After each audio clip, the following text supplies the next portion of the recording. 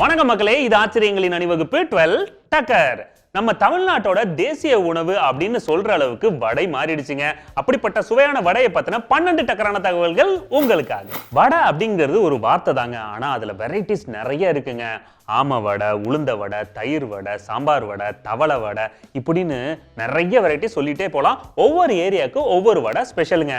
இது மொத்த வடையும் லிஸ்ட் போடணும்னா நம்மளோட ஒரு 12 டக்கர் பத்தாது. வடைகள்ல நிறைய வெரைட்டிஸ் இருக்கலாங்க, ஆனா என்னைக்குமே ராஜா அப்படின்னு சொல்லப்படுறது மெது வடை அப்படிங்கிற உளுந்த வடைங்க. இது டேஸ்டுக்காக மட்டும் இல்லைங்க, நம்ம முன்னோர்கள் மருத்துவ குணமாகவும் இதை செஞ்சு சாப்பிட்டுருக்காங்க. அது எப்படின்னா, வாய்ப்புண் வயிற்று புண் இருக்கிறவங்களுக்கு இந்த வடை ரொம்ப நல்லது அப்படின்னு சொல்லி ஆராய்ச்சியிலே கண்டுபிடிச்சிருக்காங்க. இனிமே டெய்லி 3 வேளையும் உளுந்த வடை தான். உளுந்து வடை நல்லா டேஸ்டா மட்டும் இல்லாம நல்லபடியா செரிமானமும் ஆகணும்னா அதுல சின்ன வெங்காயம், மிளகு, அப்புறம் நல்ல தரமான எண்ணெயில செஞ்சோம்னா வச்சுங்க, அப்படியே அமிர்தம் மாதிரி இருக்கும். நான்லாம் பல்லு விளக்காமே விடிய காலில் 5 வடை சாப்பிடுவேன். நம்ம உடம்புல டெய்லி பாத்தீங்கன்னா ஈவினிங்ல வாதம் வரத்துக்கு வாய்ப்பு இருக்கு. அது மட்டும் இல்லாம வேலை விஷயமா அலையறதுனால டயர்ட்னஸும் சேர்ந்துரும். இது ரெண்டுத்தையும் சேர்த்து சரி பண்றதுக்கு ஒரே ஒரு அருமருந்து எதுன்னா அது மெதுவடை தான். இதுக்கு மெதுவடைன்னு வைக்காம வாத வடைன்னு வச்சிருக்கலாம். இன்னைக்கு நேத்து இல்லைங்க, 2000 வருஷத்துக்கு முன்னாடியே வடை தோன்றிட்டதா ஆராய்ச்சியில சொல்றாங்க. கர்நாடகா மாநிலத்துல மாத்தூர் அப்படின்ற ஊர்ல தான் இது தோன்றினதாகவும், அதனாலதான் மாத்தூர் வடை அப்படின்னு ஆரம்பத்துல சொல்லிட்டு இருந்து அதுக்கப்புறம் மெதுவடைன்னு கூப்பிட்டுருக்காங்க. எங்கிருந்து வந்தா என்னங்க, அந்த மெதுவடைய புட்டு அப்படி சட்னியில டிப் பண்ணி அப்படி வாயில போட்டோன்னு வச்சுங்க, தவளை வடை. அந்த காலகட்டத்தில் எண்ணெய் வாங்கி வடை சுட முடியாதவங்களுக்காக என்ன மாதிரி ஒரு சயின்டிஸ்ட் வந்து இந்த வடையை கண்டுபிடிச்சிருக்காரு. அதாவது செப்பு தவளையை நெருப்புல கவுத்து போட்டு அதுக்கு மேல பருப்பெல்லாம் மிக்ஸ் பண்ணி அதுல கருவேப்பிலை மசாலா எல்லாம் போட்டு மிக்ஸ் பண்ணி அதை ரவுண்ட் ரவுண்டா வச்சு தட்டி இருக்காரு. அதுவும் மொறுமொறுன்னு வெந்திருக்கு, டேஸ்டும் செமையா இருந்திருக்கு.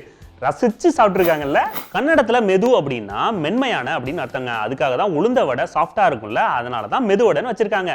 அதான பார்த்தேன், நான் கூட யோசிப்பேன், மெதுனா தமிழ்ல ஸ்லோவாச்சு, அப்ப ஸ்லோ வடைன்னு தானே வைக்கணும் அப்படின்னு சொல்லிட்டு.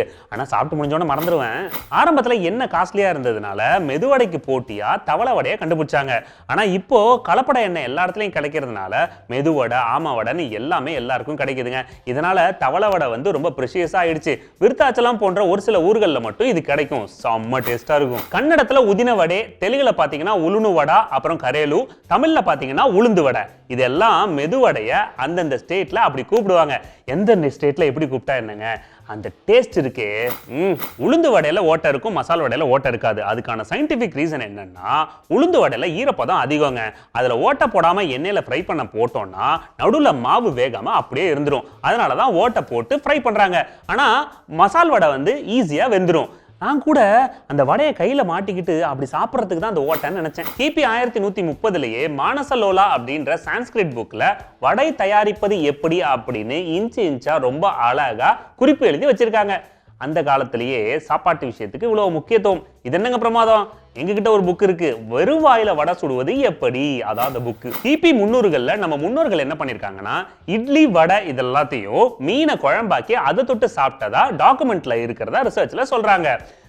இட்லி, மீன் குழம்பு, vada, what a combination. Okay, daily நம்ம 12 டக்கரை நீங்க பார்த்திருந்தாலும் எவ்ரி வீக்கெண்ட் சண்டே அன்னைக்கு நம்ம 12 டக்கரோட தொகுப்பை 5:30 மணிக்கு சாயந்தரம் நம்ம ஆதித்யா டிவில பாருங்க. Don't miss it. ஓகே மக்களே, மீண்டும் சந்திப்போம். இது ஆச்சரியங்களின் அணிவகுப்பு 12 டக்கர் வித் மீ உங்கள் துரைராஜ்.